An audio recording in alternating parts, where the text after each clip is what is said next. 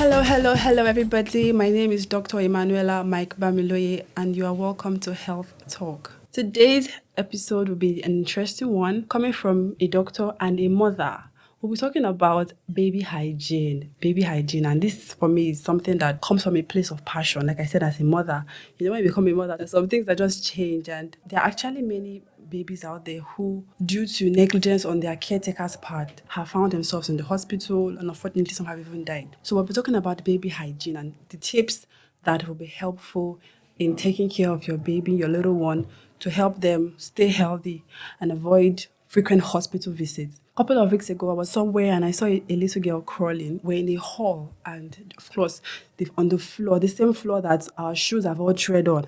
And this girl was crawling, and then I noticed the mother just didn't care. She felt like, oh, I'm free, like just crawl away and all. And the girl was about to put something in her mouth, and I had to quickly point the mother's attention to the fact that this child is about to put something in her mouth. And then I had seen another mother was feeding her child biscuit, and the biscuit fell down from the floor, and the mom picked it up and just gave it to the girl. And there have been incidents like that. There was even another one that really shocked me. There was a baby, it was about like 6 weeks, came for immunization, and right there in the hospital, the pacifier fell off his mouth, and the mom picked up the pacifier, and I thought, oh, okay, she's holding it for him, like till she gets to wash it or sterilize it. And the next moment, it was in his mouth, and I was in shock, like, wait, what? And these are things that I've seen happen over and over again. And then this child comes down with diarrhea, some form of illness, and then hospital visit here and there, spending money on medications. The parents are unsettled because of this. But these things can be prevented. There's this belief that many people have that when a child is teething, it's normal for them to fall sick. But medically, it's not exactly true because, like we explained, the process of the teeth coming out from the gum is not something that should inflict the whole body with pain. When your hair is growing in your head or your nails coming out on your fingers, you don't feel sick because of that. So the same thing applies to your teeth. The child is not exactly meant to be sick because of their teething. Most times, what happens is that phase where the child's teeth begins to erupt, around 6 months plus. Many children who probably were on exclusive breastfeeding are at this point being introduced to other meals, and then also are already crawling and getting exposed to one form of bacteria or pathogen or the other. And then coincidentally, their teeth is coming out, but because they are exposed, they are coming down with one ailment or the other. So it's not exactly the teething that causes these illnesses. I've heard many people, lay people, educated people believe that once your child is teething, it's automatic for the child to be sick. But this doesn't have to be. From experience, my children, I just open their mouth and I just see teeth coming out. I'm like, oh, okay, your nasals are coming out, your premolars are coming out. They didn't have to fall sick. And this is something to take note of. So what are these health tips we're talking about? We're talking about, as a parent, mother, or caretaker, of maintaining a hygienic environment, being hygienic. So this includes hand washing. Wash your hand as frequently as possible. Many times we forget that once you touch something, even a doorknob, or you drive a car, the steering wheel, anything, by the time you're coming to attend to the child, to prepare the child's food, you have packed a lot of bacteria you can't see with your eyes. You may even feel clean. Your hand may feel clean. But trust me, there's so much unseen germs in your hand. So it's important to wash and not just rub hand anyhow. There are techniques for washing in between the webs, under your nails, and all these things are very important.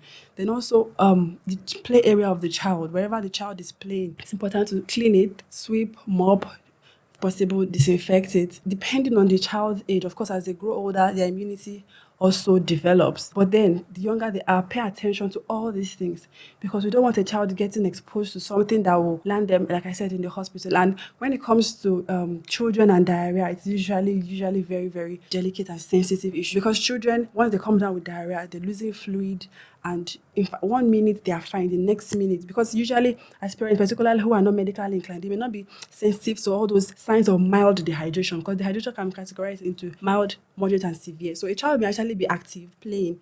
You may think the child is fine. Maybe the child has already passed 5 or 6 episodes of loose stool that day, and you just feel, okay, the child is fine. But then, because you're not aware of these signs of mild dehydration, you don't even know when the child just switches to moderate or even severe dehydration, and then, God forbid, there is some form of emergency. So, to prevent all this, it's just best to maintain hygiene in taking care of the child. So, cleaning, hand washing of the caretaker, and even of the child too, because they tend to touch surfaces.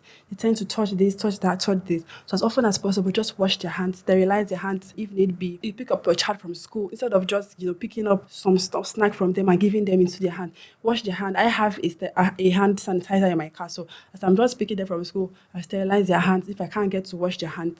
These little things go a long way in preventing them from coming down with sicknesses. So cleaning the environment, and then also pediatricians frown against feeding bottle. I know this is me shaking some tables, but feeding bottles that use that straw and all these things, usually they tend to harbor germs, particularly if they're not washed properly. They advise to use cup and spoon because, with cup and spoon, you can easily wash the cup and the spoon. But feeding bottle has all those crevices and all those corners that you may not necessarily be able to get access to and to clean. So it's important to also take good care of the utensils that the children are using.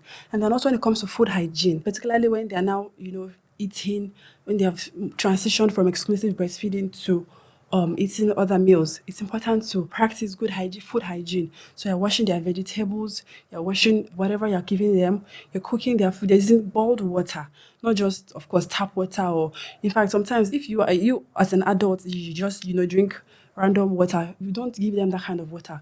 You give them bottled water or boiled water, something their little immunity can handle. You're not giving them what is going to break them down with some form of infection or the other. So another thing to pay attention to is also their toys, the things they play with. Because even if they are, maintaining hygiene in hand washing and what they eat, most of the times, or pretty much all the time, their toys also come back into their mouth. So you must ensure their toys, for those who use pacifier, even though it's still frowned against, but for those who use pacifiers and anything they play with, it's important to wash it and keep it clean. Like I said, there was someone who I saw like dropped a pacifier and put it back in the baby's mouth. They're literally introducing germs into that baby's mouth. And also, speaking of toys, it's advisable to avoid any little object, anything that is the size of seeds or all those little things that a child can easily put in their mouth and, God forbid, choke on. So when your children are in their play space, avoid little toys, little beads, buttons, all those little things. Let it be far from them. Nylons too, let it be far from them.